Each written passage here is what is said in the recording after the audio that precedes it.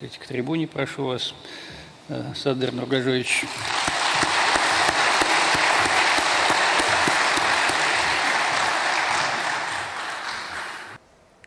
Спасибо, Александр Николаевич. Прежде чем отвечать на ваш вопрос, хочу сердечно поприветствовать всех участников Евразийского экономического форума и поблагодарить Владимира Владимировича за высокий уровень организации данного мероприятия.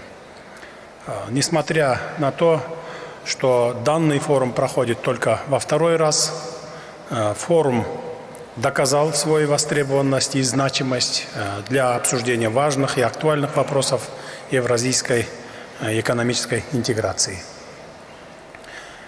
Переходя к первой части вашего вопроса, относительно шагов в области развития евразийских институтов, хочу отметить, что неизменным приоритетом Кыргызстана в Союзе является усиление роли Евразийской экономической комиссии и суда ЕАЭС в части устранения барьеров на внутреннем рынке нашего объединения.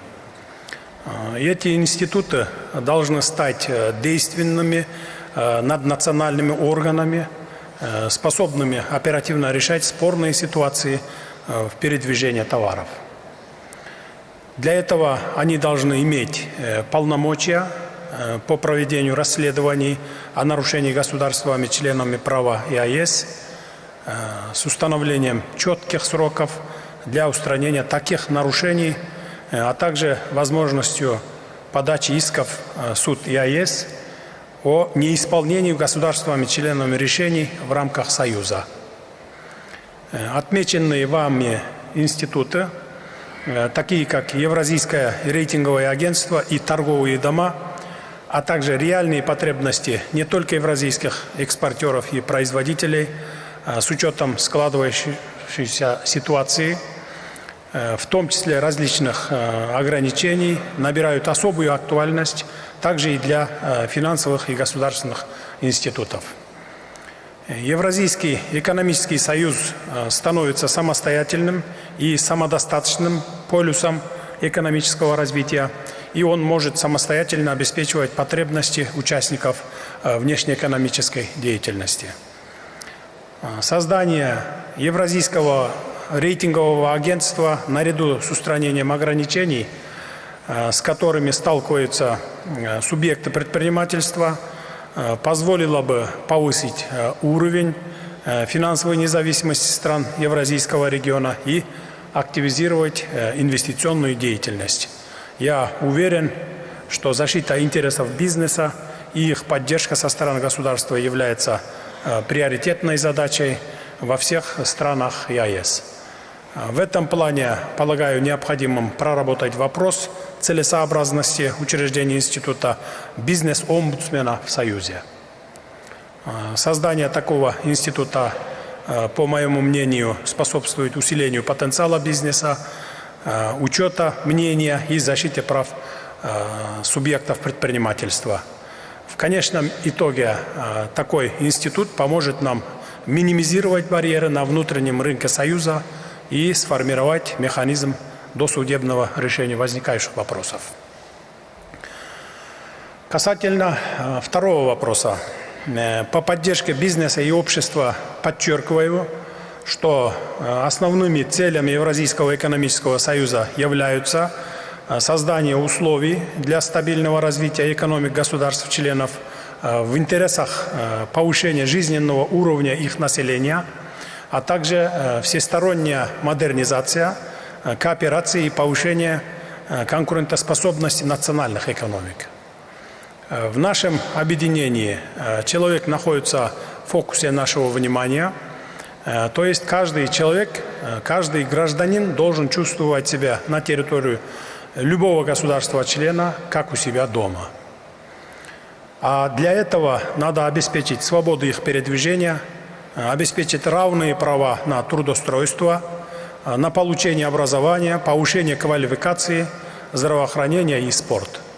В этой связи мы видим важной задачей реализацию общесоюзных проектов и программ в этих и других различных областях.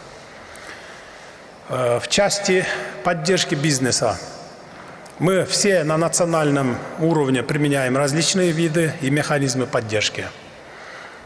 При этом в силу своих институциональных и финансовых возможностей развитие подобного рода институтов в каждой стране находится на разной стадии формирования и развития, а также сильно различается по объемам и уровню представляемой поддержки. Поэтому в Союзе разрабатываются различные механизмы финансовой и нефинансовой поддержки бизнеса, в том числе производителей и экспортеров. Завтра на заседании Высшего Евразийского экономического совета мы рассмотрим вопрос оказания финансового содействия совместным кооперационным проектам в отраслях промышленности с конкретным источником финансирования.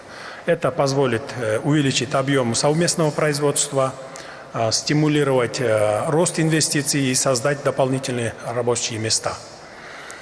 Уверен, что мы должны и далее расширять создаваемый механизм за счет стабильных источников финансирования, включая поступление ввозных таможенных пошлин. Данный инструмент может быть использован для поддержки в реализации проектов и в других сферах экономики.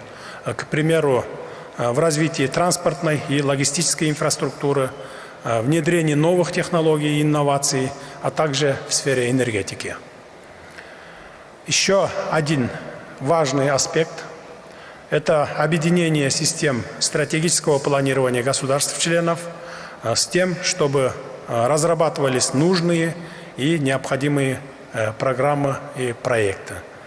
В связи с чем, по моему мнению, нам необходимо создать наднациональный институт развития ЕАЭС, выполняющий функции по подготовке, аналитическому сопровождению и финансированию интеграционных проектов на примере Агентства стратегических инициатив Российской Федерации. В свою очередь, деловой совет ЕАЭС в лице консолидирующей структуры всего евразийского бизнеса должен не только активно участвовать во всех интеграционных процессах, но и активно выдвигать инициативы, которые необходимы для наращивания потенциала наших деловых кругов. Спасибо.